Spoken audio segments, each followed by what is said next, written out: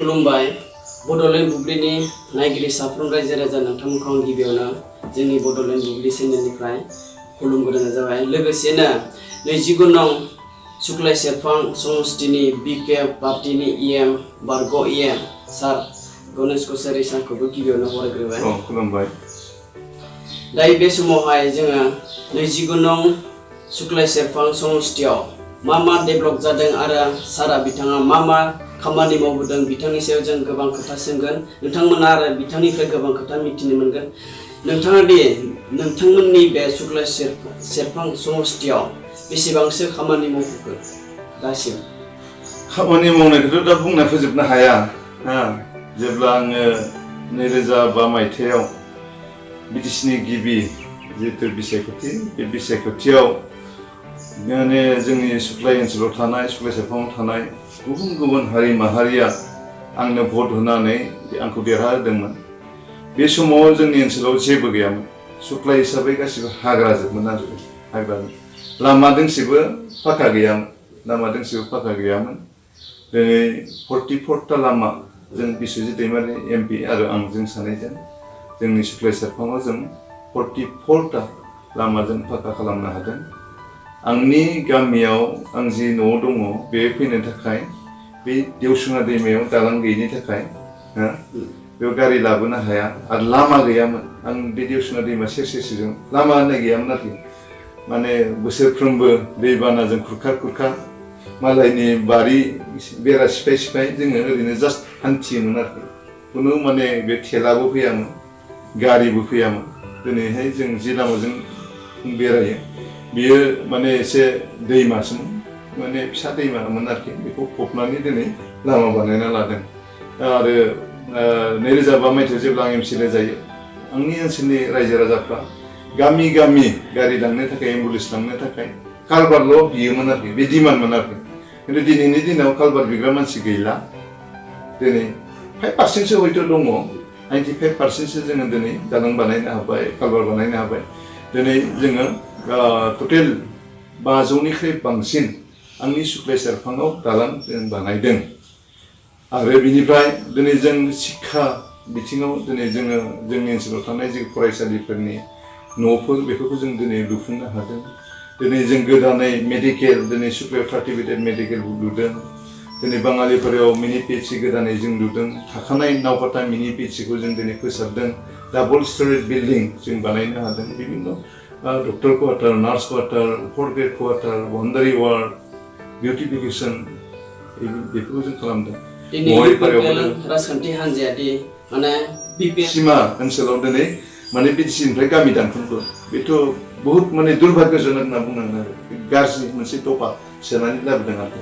बेनिखायनो दिनै बिटिआरनि जि सुक्ति बे सुक्तिया बिटिसिनिख्रुइ देरसिन नङा। बिटिसि सुक्तिजों डिस्ट्रिक्ट 4 जों मोनदोंमोन साब डिभिजनावनो। बिटिआरआव मा मोनदों दिनै? माखासे इडुकेसन इन्सटिटिउसनफोर इडुकेसन इन्सटिटिउसनफोरखौ जोङो सरकारजों थाबानो ओरैनो मोनो। मोनसे समाव बिटिसि सुक्तिजों बड'लेण्ड इउनिभारसिटि गैयामोन, बिबि इन्जिनियारिं कलेज गैयामोन, नार्सिं कलेज गैयामोन, मेडिकेल कलेज गैयामोन। बेफोरखौ जों दिनै बानायदों। बिथांमोननि जिथु सुक्ति बे सुक्तियाव खुनु पलिटिकेल एम्पावारमेन्ट होननाय गैया। गतिके प्रमद बर' बिथाङा बर' जाथिखौ थगायबाय। आलादा रायजोनि सोमावसारनायनि नामाव बिथाङा बिभिन्न मानसिनिफ्राय दिनै सान्दा खांनानै दिनै आन्दलनाव माने गोरिब रायजो राजाफ्रा आन्दलन खालामब्ला बिथांमोनखौ फाइन फरायनाय माने फाइन लायोमोन। बेफोरो जोबोद गाज्रि बिथाङा मावबोदों। बिनि थाखायनो जों बुंगोन हाग्रामा महिलारि बिथाङा दिनै बिटिसिआव थानाय गुबुन हारि माहारि बिथांमोनखौ खौसेथि लाखिनाय, सान्थि लाखिनाय आरो जौगानायनि थाखाय खामानि मावदों। बिनि थाखायनो 3थि खेबनि थाखाय जोङो सरकार सालायखांबाय आरो 4थि खेबनि थाखाय आरोबाव गुबुन हारि माहारि बर'आनो जा गुबुन हारि माहारिया दिनै जिखिनि बिटिसिआव दङ बयबो हाग्रामा महिलानि दैदेननाय बिपिएफ दोलोनो भट होगोन आरो देरहाहोगोन, नांगोल हिसाबैनो भट होगोन। बेखौ जों आसा खालामदों।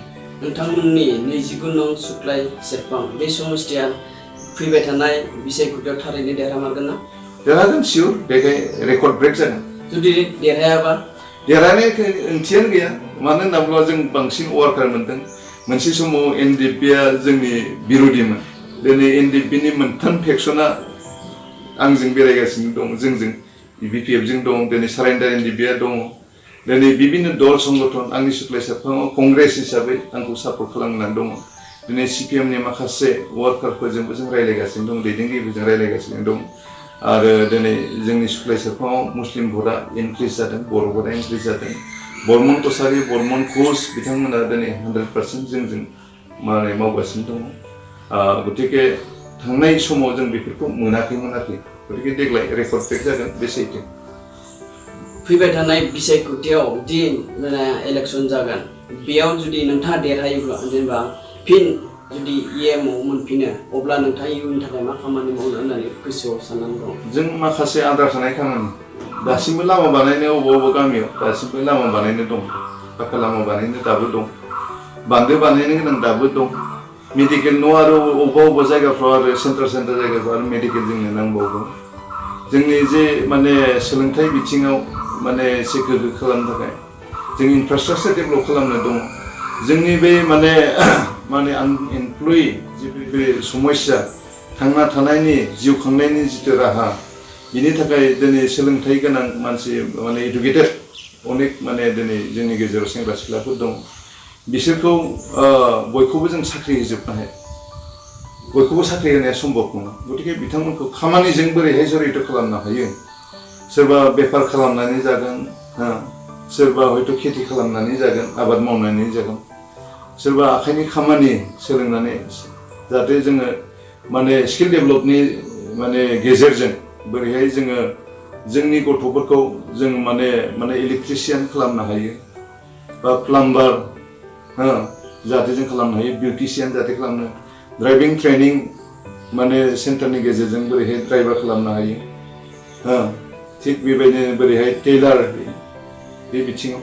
जोङो जोंनि गथ' गथायफोरखौ जाहाथे फ्रि अफ कस्टआव जों फोरोंनायनि थाखाय सुक्लायाव मोनसे ITI सेन्टार जोङो गायसनदों बेखौ इन्सट्राक्टर मोनैनि थाखाय जोङो सालायनो हायाखैमोन दा जों इन्सट्राक्टर मोनबाय स्किल डेभेलपमेन्टनि जरिये जोङो बेखौ रान खालामनो नागिरदोंमोन खिन्थु बे लकडाउननि थाखाय जों एसे आद्रा जानानै थादों गासिबो इन्सट्रुमेन्ट जों अलरेडि रेडि खालामखाजोब्बाय गतिके खम समनि गेजेराव इलेक्सननि उनावनो जोङो जोंनि सुक्लाय सेरफाङाव थानाय जोंनि बेकार सेंग्रा सिख्लाफोरखौ आखाइनि खामानिजों जड़ित खालामनानै जाहाथे खामानिजों बिथांमोना जड़ित जायो बिनि थाखाय जोङो प्लेनिं लादों बेफोरनो जों खोनानो मोनदों इमरान मुसाहारिया गावनि MLA जेनेबा थासेयावबो दिनै BPF पार्टिनिफ्राय गोजान जाबाय नोंथाङा बिनि सायाव मा फोरमायो बे आदर्श गैयै मानसि BPF दोलोनि जि आदर्श नीति बेखौ बुजि रोङै सासे मानसि स्वार्थपर सासे मानसि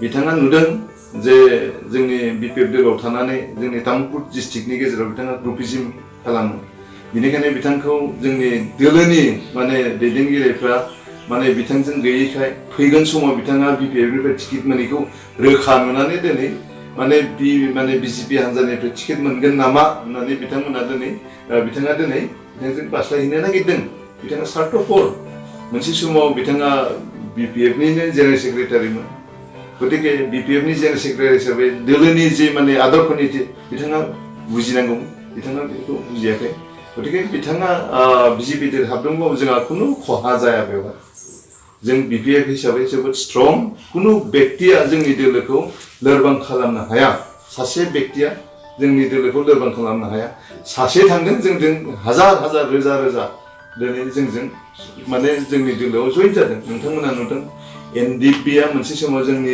एगेन्स्टआव खामानि मावोमोन दिनै NDPनि केडारफ्रा जोंजों BPF हान्जायाव दिनै जइन जानानै खामानि मावगासिनो दङ PJCBMआ जोंनो खामानि मावगासिनो दङ दिनै गरखा अग्रपन्थियाबो जोंजों खामानि मावगासिनो बे समाव जोंहा बिथां सारखौ जोङो जोंनि बड'लेण्ड बुब्लि जानानै